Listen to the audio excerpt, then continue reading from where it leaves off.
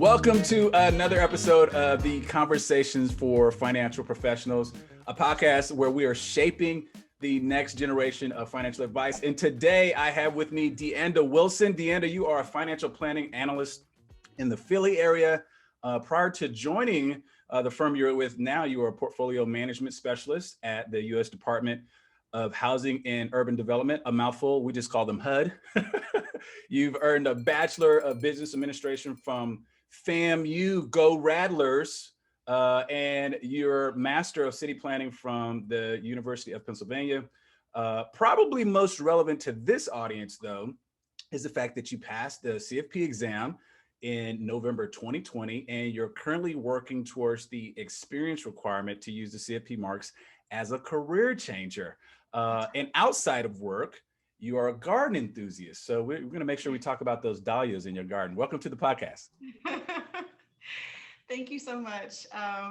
Yes, I'm looking forward to talking about all of those things. Yeah. My experience with the CFP exam, that was interesting. Yeah. Let's jump into this from career changer to financial planner. I think I have maybe a couple of different ways I think this can go, but to get the most benefit out of this time together, I think the career changer is really going to want to know inside your path, because you were obviously in the finance industry in that field. But when you said, I want to be in financial services, that's something totally different. I'd be curious, what prompted that change? Right. Well, prior to starting this job, I actually was not in any type of financial role. I worked with public housing authorities to basically make sure they were in compliance with federal regulations. I also worked with people who were going through unfortunate situations. They had complaints or they were looking for help. And really, as I kind of progressed in that career, I realized that, I was telling people no a lot. Mm-hmm. People wanted help. And, I realized that if I had gotten to them and helped them with, financial literacy 20 years ago, then, maybe they wouldn't be coming to me for help now. So that kind of seeing kind of the end result of a poor financial decision-making over the course of one's life. We've got a lot of seniors, unfortunately, who were at the end of their lives and, needed a roof over their head and couldn't afford it. And, the federal government over the past few decades, maybe we'll see a change coming, with this new administration, but for the past few decades, it's safe to say they've underinvested in public housing. And so I was telling people no all the time. And I was just wishing that, so I or someone else had gotten to them sooner to help them to get on a path where they wouldn't have to then need federal assistance at the end of their lives. They can't work anymore, they're elderly. And so I started looking at my own finances. And it's amazing how that work that you were doing triggers something internal for you to be like, let me start looking at my own stuff. But no, go ahead. I want you to go on. It really did, because you talk to enough people who are like, well, I wish I had done things differently. I have nothing to fall back on. I did this, I did that, and now I don't have anything. It's scary. So you start to really think about, how do I make sure I don't end up in the same position? Things happen in life, so you can't be 100% sure, but there are things you can do. And so I started just, cutting debt, paying off credit cards, and just basic, simple things that as working people, sometimes you just like run up a credit card. You're like, oh, I'll just pay it on every month. And, if it doesn't get paid off, oh, well. But it really can make a huge difference down the line when you are not paying those interest charges and you're putting that money towards something else. So I just started making better financial decisions.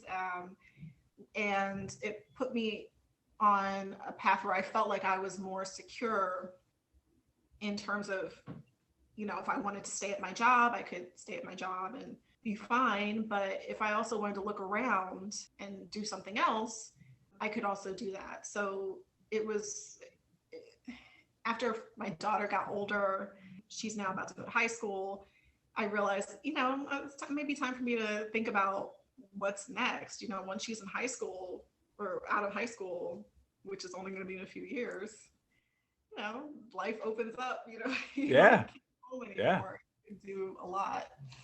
So I started to think about, what else could I possibly do? What are my skills? And so I started down that path of thinking about, what do I really like doing? And I got a career coach, and that helped me really refine that. I wanted to go into financial services, and then it was just a matter of figuring out where in financial planning I wanted to end up. And so what intersection, about what time was this? Because you've been a member of Jumpstart for probably, I would say somewhere in the 9-month range ish. How long ago were you doing all the other stuff, and like what intersection did that happen in? This was like, well, I started this whole process in like 2018, 2019. Okay. And that was, the personal financial stuff was like years earlier, but like the actual committing to looking around for finding a new career path was 2018, 2019. And then I actually found a therapist, like a licensed therapist who specializes in career transitions and helping people. Wow. Okay. Make career, which was really helpful because there's a lot of stuff that underlies these decisions. Yeah. Talk about that, because I mean, you've got, how long did you stay at HUD? How long was that career? For almost 12 years. Yeah. So you've got identity, you've got stature, you've got reputation, you've got all that. And you're essentially laying that down to almost start over, right? So talk about that a little bit. Right. So I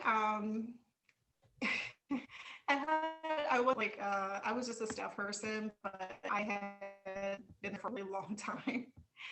So I was used to kind of knowing what to do in certain situations. I had my little, answers already. I could triage the situation pretty quickly, and I underestimated that the most difficult part of this would be going into the unknown situation, the unknown, and being in situations where I don't know the answers, being in that, the feeling of being in that and being like, oh God, I don't want to mess up. I don't want to,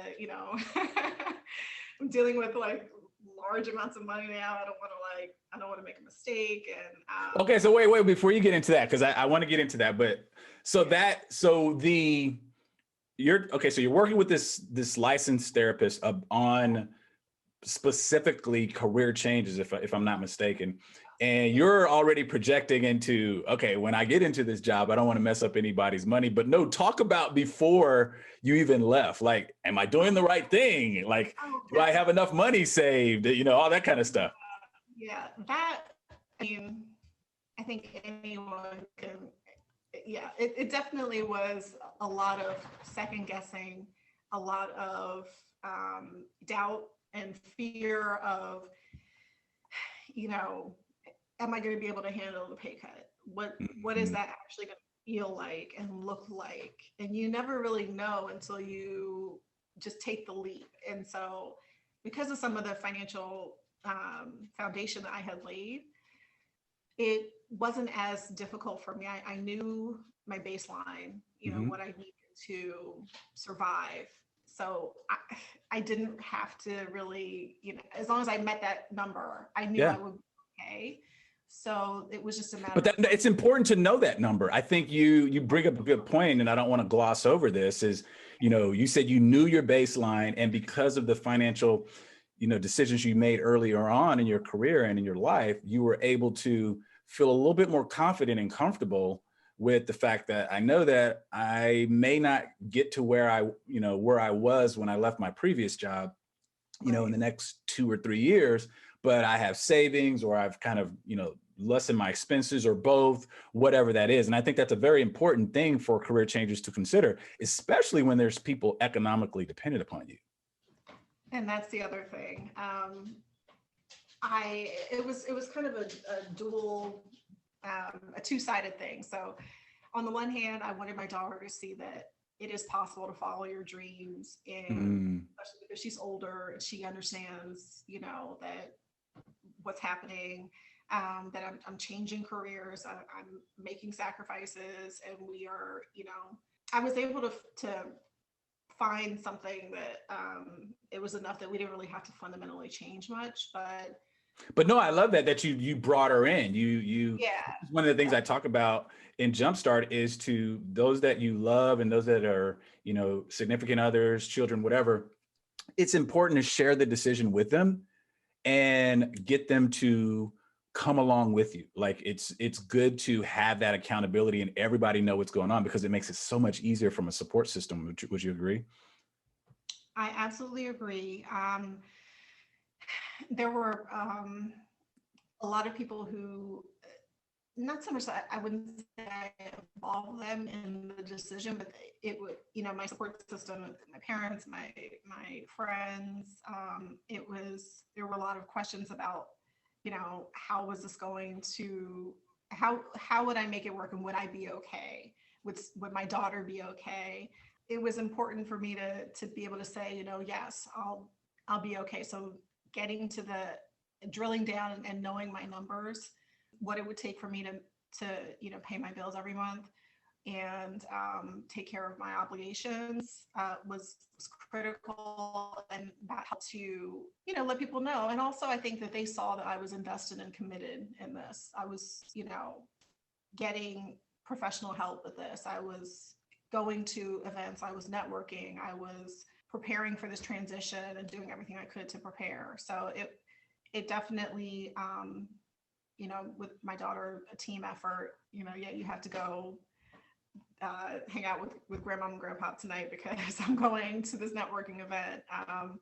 So it was a lot of that, but they ultimately have been incredibly supportive, and they were happy that I was happy at the end of the day. So that was what was most important to them. So, so that was the transition. Could you, for anybody that's like listening to this and like, man, that's great. You did it, Deanda. Like, but I'm in a pandemic now, and I can't do this. Like, what would be maybe any tips that you have for them in regards to what you experienced during the transition? Well, first of all, that those feelings are not unusual. They're not wrong. You're going to feel fear. You're going to feel doubt. You're not going to know, what the future holds. So it's natural to feel that way. And I felt that way. I think that my biggest tip would be research. And the best thing you can do, especially now that we're in a pandemic and a lot of people are home, start networking. And it's easy nowadays to reach out to people and schedule a quick informational interview over Zoom. You don't even have to go anywhere. It's convenient for everybody. That's what I did. I would say a solid 6 months to a year. Wow.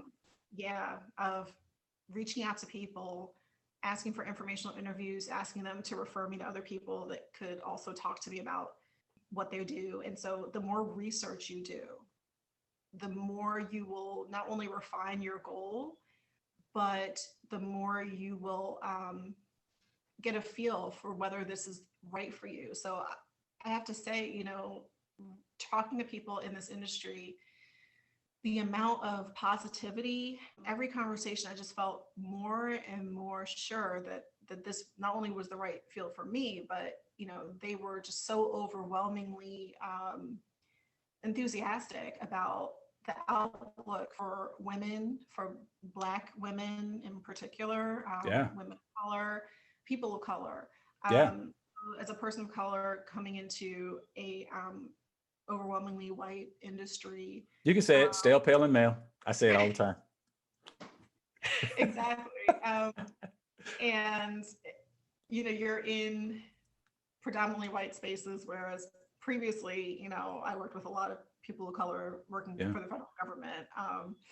So it's just, it's easy to feel like you don't belong, feel like you're the outsider, but we belong here. Yeah. We belong here. And I'm glad you said that. I think that, first of all, I don't want to, I don't want to jump past the 6 to 12 months of research that you said. Like, that's just getting your hustle on. So kudos to you, because I don't know when that was that we talked. I don't have that in my mind, but I remember our phone conversation, and I remember you telling me how you were at that point studying for the exam. I think you had already met Gary Clement and Keith and them. And so you were going through that process. And I was like, I applaud you. I'm telling you right now, it's not going to be easy. And so like that, by that time, I think you had already figured that out. But I'm glad you're saying all those things, because yes, you have to do the research. And then the other thing is, for a long time, this industry has been this way, and it still might be this way for a little while, but it's changing. And I don't think you should use, and it doesn't look like you did, but anybody out there, they shouldn't use that as a deterrent. I mean, if anything, realize your value, know your stuff, and find your role, find your space in this industry. And from listening to your story, it's like anybody can do it. Everybody can do this that wants to. Absolutely. I think, and it may not be that you do exactly what I did, but I think that anyone can create change in their life. It's just really about honing in on what you want. I chose to go the route of using professional help because I'm the kind of person where I have a lot of interests. So I was like, oh, maybe I'll go back to school. Maybe I'll do this. Maybe I'll garden. Right. Maybe I'll be a gardener for somebody. I had to like, and that's what when my process began, 2018, 2019, I had to be like, wait a minute, no, you're too scattered. You need to get it together. So yeah, I mean, it's not easy to create change in your life.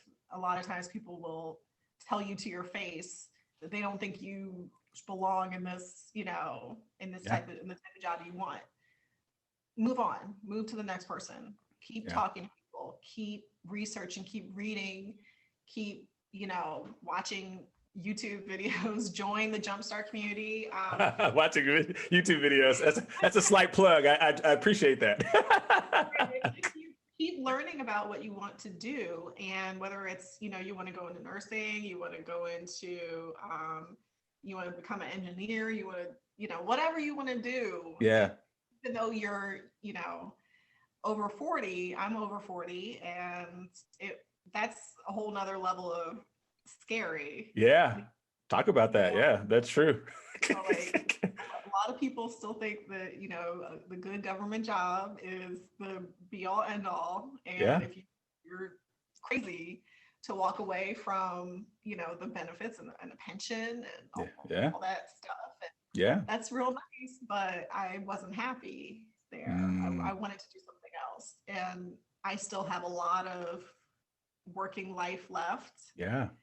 So it was time for me to move. So once you kind of make that decision within yourself, I think that's when you know that you can actually make change. So it's like you kind of decide within yourself, and then you have to just keep working and moving forward. Sometimes I'm asked, hey, Dominique, what is Jumpstart? And it is the place, my friend, where you can grow into the next generation financial professional. But there are a couple of places of engagement along the way. First, there's the free Facebook group. That's right, it's free. This is a place for like-minded individuals like yourself to be able to chime in, ask questions. There's no dumb questions. It's an excellent way to build your network, and you're gonna get all types of perspectives from different people. Next, you can level up to a career consultation, which is me and you one-on-one to pick my brain. There's specific things going on in your journey that you might want me to answer, and it's gonna be so jam-packed in this session, I'm even gonna send you a recording of our conversation so you can reference it in the future. And when you're ready, my friend,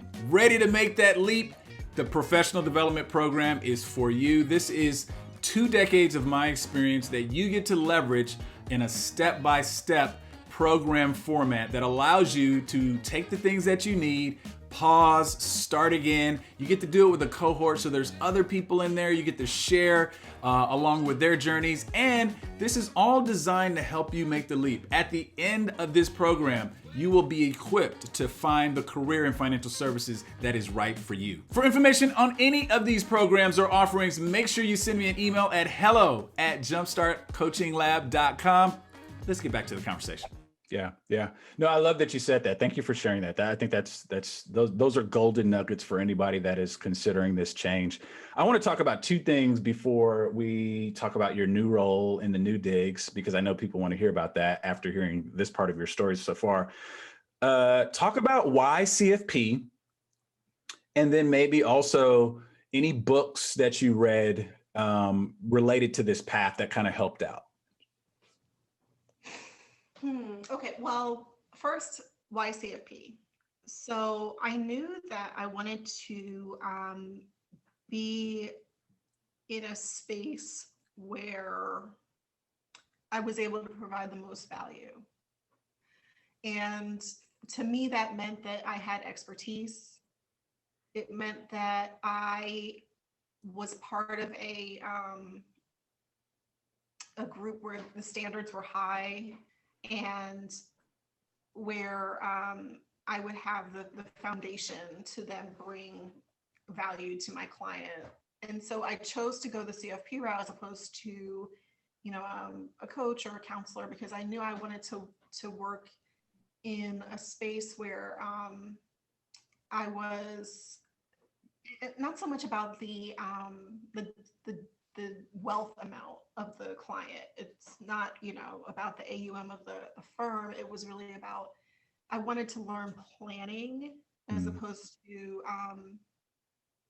sales. Yeah. And that was my path. Yeah. That is not a value judgment on sales, but I determined for myself after a lot of research, because initially I was like, I could work for Northwestern Mutual, Mass Mutual. I interviewed with both of those firms, and very attractive place to work. But after researching more, I realized that that didn't really feel exactly right for me, and it's about, and that's why I recommend taking your time and really talking to as many people from as wide an array of people you can find in the field, because getting perspective. I totally agree with that. Exactly. Yeah. So it was, I realized that for me, I wanted to learn financial planning, and I wanted to be in a place where I could just learn planning and not have to necessarily go out and deal with acquisition. And let me interject something. I think it's an important point that you bring up, and I want to underscore this, is that, there's a lot of different areas, firms, and focuses in the financial services industry. And it's important to, at this stage of your career, I know I would have been thinking the same way if I was over 40. It's like, okay, if I'm going to make this switch and I'm going to lay everything on the line, I'm going to risk all this stuff, I'm going to do what I want to do. I'm not making any compromises. And so to know what that firm's focus is, and that they value the CFP marks and they value what a comprehensive plan means to a client's life, that's very important. It's like, you can't really, acquiesce and just say, I'm just going to take any type of job and get in the industry. And the reason why I want to bring that up is because a lot of times people come to me and ask, hey, Dom, how do I get in? I'm like, well, just do whatever you can to get in. However, I'll caveat that with saying, if you've already done the research and you already know what you want, then go find what you want. It might take a little bit longer, but as we'll probably find out, you're a lot happier than what you would have been in any other instance. And I think that's exactly right. And so I was in a position, and others may not be coming from this position, but I did not have to leave my job.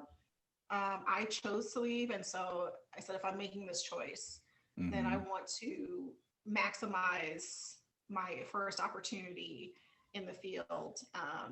And I just found a company where I could do exactly what I wanted to do and learn the things I wanted to learn about, and grow within a company. So, this may be my last stop. Who knows? Yeah, that's cool. That's cool. I'm glad you feel that way.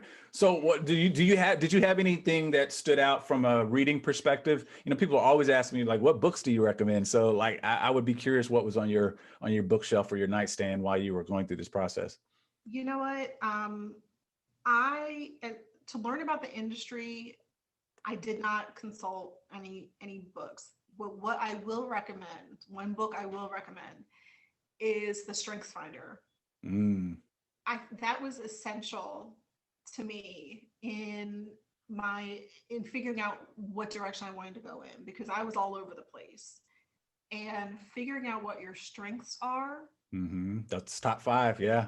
Is yes. So, and my top 5 align really neatly and with the things that you need in this type of role. So, I would say go out and buy. It's like $15.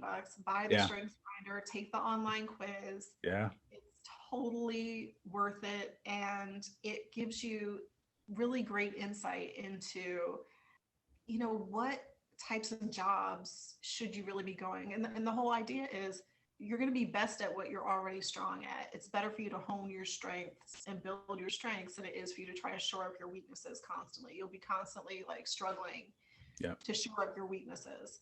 That's the one book I think is key for anyone, whatever direction you want to go in, if financial planning or, whatever. Yeah. I think that's an essential reading for career changers. No, good suggestion. I like that. Yeah. Other than that, my references were people. I made it a point to get out and talk to people. I bought a lot of coffee, and I attended a lot of networking events with strangers, which I'm an introverted person. It's hard for me to get out there and mingle and talk to people. So, but stretching yourself outside your comfort zone, I bet you it's served you well. You landed a role, and a lot of the things that you probably felt that you couldn't do, let's call it 3 or 4 years ago in your role with the HUD, you probably feel well equipped to do them now, I would imagine.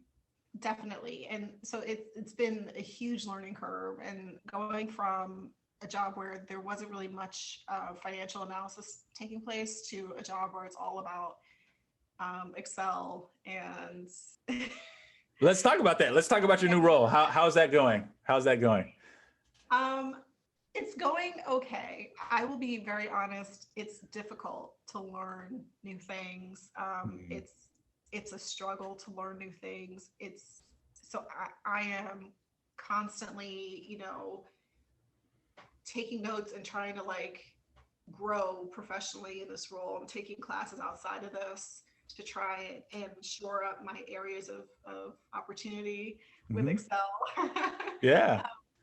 And there's, it's a lot of technical knowledge. I am a planning analyst, so I do a lot of helping relationship managers prepare for meetings. So once the client comes in and starts submitting the data, you're the one behind the scene actually putting it into the software and making sure the numbers are right and things of that nature. Mm-hmm. Absolutely. Yeah. So, and it's a lot of manual calculations of things. We don't have push button reporting. We will shortly, but a lot of our things for our clients are 100% custom. It's just that's the level of service that we provide to our clients. And that's a good learning curve, because you understand what goes on behind the scenes with the software once you start doing that. And that's invaluable knowledge. And that's what I wanted, as painful as it is to have to constantly not know what you're doing at my age. And, it's frustrating. I get frustrated with myself. They don't get frustrated with me because they're used to, they've all been through it, and they know that it does take a long time to really get totally familiar with the work. But I get frustrated with myself because I'm just so used to not having to think hard about what I'm doing. You get to a point in your job where you're just like, oh yeah, I know everything. I know what I need to do. So it's not easy to be in a new role, but it's very rewarding when I do figure things out. I am able to do things on my own now, so it's been incredibly rewarding. And that's what I really wanted, that experience of being able to know from the ground up how to do financial planning, and I'm getting a lot of exposure to all of the facets of financial planning, which is also something I wanted, from estate to tax everything that you have to learn for the COP exam, I Yeah. touched in this role. So Cool. Cool. So where, I don't know if you've thought about this, but you'll have you'll be an empty nester in about 4 or 5 years or so, depending on what your daughter depends to do with college and stuff like that. What's on the horizon for you? Can you see 5, 10 years out from now what you want to do? Have you even considered that? it's hard because I am so new still. Yeah. Coming up on 7 months in this role, so it's hard to kind of see what I'd like to be doing 5 years from now or 10 years Mhm. from now. But, as I interact with different people, to try and figure out what part of this in what part of this world can I add the most value. Mm. Um, who has the kind of job where they get to add a lot of value for the client without necessarily spending a lot of time, if that makes sense. Yeah, Um, I get it. it's, I'm getting exposed to a lot of things that I had no idea existed in the wealth management world. The family Like for office, what I'm curious, what are some things that you didn't know existed? there's a whole aspect of family office work that has nothing to do with finance. Mm. And you're just doing other stuff for the family. And Yeah. Maybe like it's talking, trying to get heirs to a fortune to get into the office and to learn about what they're going to right. inherit so they don't spend it Yes. all. Yes. We literally have people who that's what they do. They teach second gen or third gen people how to generation um, of the family wealth to be stewards of the wealth, and Yeah, they that's a big literally thing. That's a big issue. work. Yeah, it's a huge issue because it's like how it's easy to just spend money. How do you make sure that the family can still be wealthy, you know, 3 or 4 more generations down the line? Yeah. Um, That's there cool. are a lot. I love that you're learning that other side because it's not just, people see this career and they look at the surface and they see, all the things that are typical to it, the stockbroker, the market, the fast cars, all this stuff. But then there's this very, very, very human element about it where you got somebody that's 80, 90 years old and they may have started with nothing and built a business and monetized it and had a 8-figure type of monetization event. And they're thinking 4 or 5 generations down the road. Mhm. And they come into you guys and they say, how can we make this last? And, let this wealth stay in our family. That's a real fear for them that it may be gone, 50 years after they're gone, after they leave this earth. And so I'm glad you're seeing all those components because finance is so it's more than it's more than the numbers. It's more than the math. It's so much more.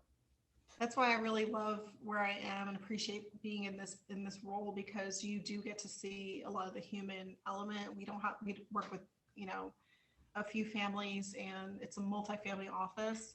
So you really get to know the clients as people, and they're, dealing with family dynamics and dealing with estate issues. And it's a lot more to it than just being able to do a cash flow statement or run or make a trade for a client. It's a lot more to it. Yeah. Yeah. Yeah. Well, this is, I'm so glad you've shared your experience with this. I mean, I literally probably could ask you like 15 or 20 more questions, but I'm going to be respectful of your time. As you know, this is a podcast to help empower tomorrow's financial professional with tools to serve their client at the next level. And in that context, Deanda, what words or word of wisdom would you leave with the audience? What I think is really critical for people to take away from my experience is the power of community. Mm, And I was lucky enough, like you mentioned before, to work with Gary Clement, who had a small group that he put together of people who were studying for the exam at the same time. And having that support from other professionals who were in the same, well, actually, most of them were a little further down the line in terms of career experience than I was, but having that support was absolutely invaluable. And Gary, he should be a much more well-known name in this field than He's a than he giant. is. He's a giant. Yes, like everyone should know his name because what he was able to do, I mean, and the amount of heart that he puts into helping people get across the finish line. It's a hard exam. It's a grueling, and it's a lot to prepare for, and it's a lot of your life. And you got, not that you have one chance to take it, but that's what you feel like when you're sitting down. You feel like I've got to pass this because there's no way I want to sit in this seat ever again. Exactly. No, seriously, like that's exactly how I felt. So having his support was critical because I had an incident on exam day. I went to the test site. I was all prepared and I forgot my calculator. Oh no. That's not a word of wisdom, Deanda. You're going the wrong way. Listen, but here's the word of wisdom. It's the hours that Gary spent with me, and I did Danko also, and which was really helpful. But it was the hours of prep that Gary and my group, hours and hours every day, weekends, Saturday and Sunday, like toward like a month out from test day, every night of the week, online with the group, doing problems, working through whatever with the group. So I get there, I don't have my calculator. I still passed on the first try. Wow. Because of those months. And I started with Gary, I wasn't even finished the class yet. I think it was like April. Okay. So from April to November, almost every day, and then a month or so out, every single day. Yeah. Working on this, that's what got me through, and prayer. Yeah. I was praying that entire time. Yeah, I bet you were. Yeah. And it only, God helped me through because I was devastated when I realized that I had made that huge mistake. But, get you some support. Yeah. And have two calculators. I would say two calculators. Put it in your backpack, and then one in the car. Yeah. Like surgically attach it to your arm. Do not forget your calculator because I felt like that was the worst feeling. Yeah, I could imagine. There's nothing worse than doing all that prep and then getting there and being like, I can't believe I forgot something. Right. It was horrible. But that's what I would say. When you're going through this process, reach out, find other people who will study with you. Use the CFP board mentor program. Try to find a mentor who's been through it.